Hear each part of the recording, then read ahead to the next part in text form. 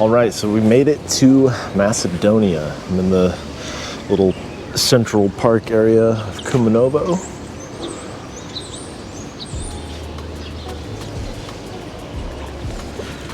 I got in kind of late last night because I made the detour to go to, well, first I wanted to go to a few of the towns that were sort of significant in the something valley, Preshin Valley, I'm probably pronouncing that wrong, that were sort of important in the Preshin Valley insurgency back in the early 2000s when the Kosovo War was going on. And then since I had gotten that far, I decided, hey, I might as well go to the Kosovo border and at least take a picture with the sign.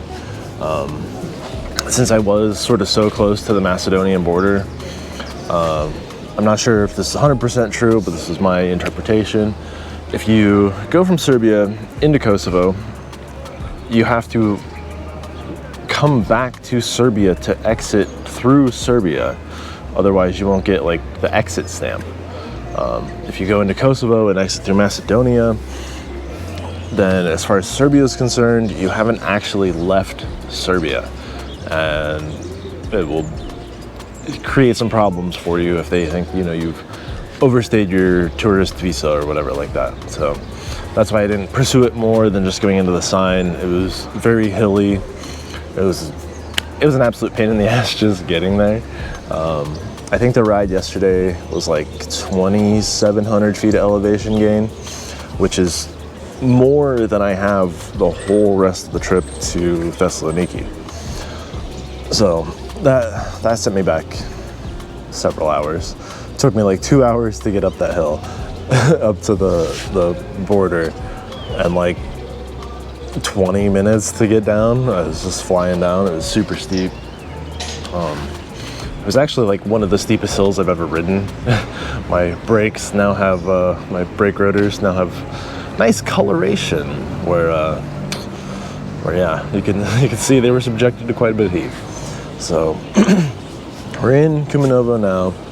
The border crossing yesterday, it went really smooth.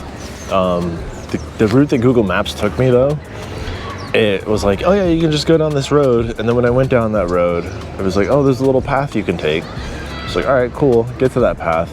That path is actually a road itself for the Serbian border police.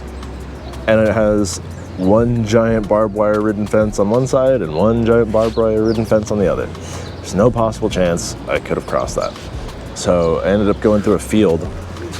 And then the field, I just knew.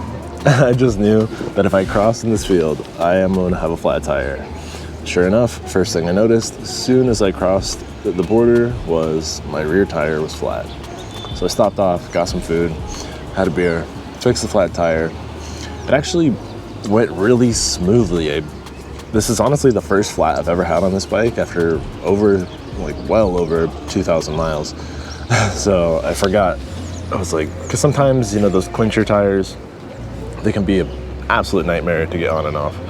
And I forgot what mine were, but luckily it went really smooth. I had a CO2 cartridge. And when I was filling it up, one of the guys from the Macedonian customs, apparently he was a cyclist as well, he saw me using the CO2 cartridge and he'd never seen it before. And he was mesmerized by it. I mean, he's like, oh, that's so cool. He's like, how much does that cost? I was like, the little regulator thing, maybe 15 euros. And the canisters, maybe €1. And he was just like, he was so impressed by it. He went and got like 4 people from inside, 4 of his coworkers to come and check it out. It was pretty cool. He was awesome guys. And then yeah, I ended my hotel, probably 7:45 p.m. Had to ride with the lights on and the low light glasses and all that. But yeah, made it. And it is 8:30 a.m. My goal for this morning was I had to get a SIM card because my Serbian one quit working. I had to go to an ATM and I had to get a caffeinated beverage. All of that I was able to accomplish in 23 minutes. So that was good. And then the last thing I gotta do before I repack my bags and start riding, I have to go to the police station. Apparently for Americans coming to Serbia or Macedonia, in Serbia you have 24 hours to register with the police. Now, your hotel can do this for you, and that's what I did in Serbia. But in Macedonia, you have 20 or 48 hours to register with the police. And also, hotels can do this for you. But last night, I stayed in some like pseudo Airbnb thing. It was off booking.com, but it was more kind of something that you would see in an Airbnb, sort of. The guy didn't take my passport information or anything like that, so, or my home address or any of the stuff that, you know, the Serbian hotel took. So just to make sure that everything's on the up and up, you know. I will be in Macedonia longer than 48 hours. I'm not quite the Lance Armstrong-esque cyclist to be able to crush, I believe it's 151 miles in 48 hours. So I'm gonna try and do it over the course of 3 days. I figure, you know, 50 miles a day, it's a reasonable goal, you know. Tough ride, sure, but doable, yeah. I mean, yesterday I did probably 55 with, you know, almost 3,000 feet of elevation gain, all said and done. And like I said, that's more elevation gain than I'm gonna have the entire rest of this trip. So I think I can do, you know, 50 miles a day with significantly less elevation gain and not be killing myself, not be, you know, miserable on the bike. So that is the plan. So now I'm just gonna head off to the police station and yeah, get this sorted. Did Kumanovo hold the Olympics at one point? I don't know. Got registered with the police. It's pretty smooth. Just had to fill out a piece of paper. Kind of makes sense now why they didn't stamp my passport, because they give you a paper document to hold on to until you get out of here. So, but it was kind of like a blast from the past, right? Because there was cops in the police station smoking cigarettes. Like, I don't know, maybe that happened back in the day in America, but I think if you were just to light up a smoke in a cigarette, or light up a smoke in a police station, I don't know if that'd go over so well, even if you were a cop. But, their country, their rules. I just thought it was kind of funny. But, yeah, it went pretty smooth. I had a couple blank spots on there. They're like, oh, well, where are you staying now? Where are you staying next? So I just left that blank, because it's like, I don't know where I'm staying next. Depends on how far I get, you know? Depends on what's around. I might be staying in a hammock in the woods. Hopefully not, but could happen. So, yeah. Well, it's smooth enough, smooth as it could. I'm not sure where the streets are.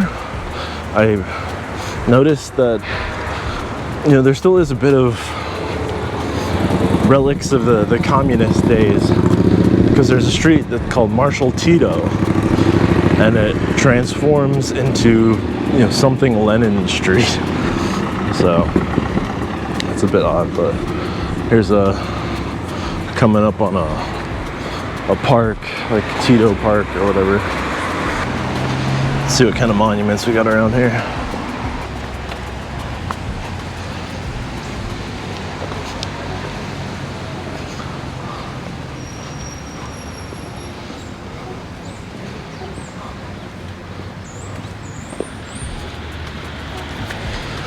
Got the classic I Heart Kumanovo sign.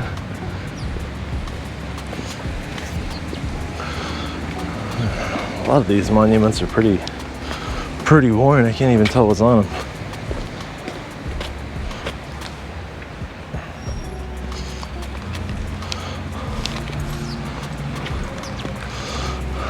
It's really unfortunate that people like spray paint and deface, you know, the sign for their town.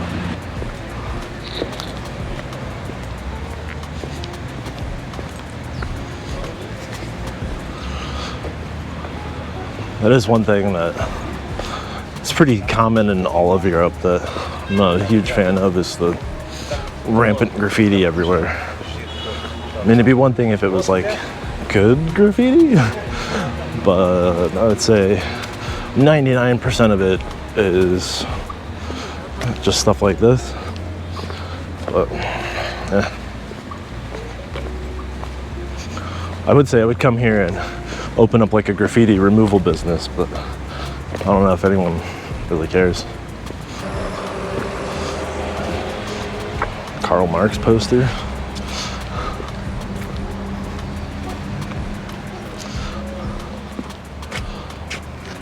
Okay, well, I've done everything that I need to do, and it is 9:07, so we're making good time. I'm just gonna go back to the room, shower, repack my bags. That's the other downside of having everything in pannier bags, is when you, at least when I, because all my clothes are like in a stuff sack, you know?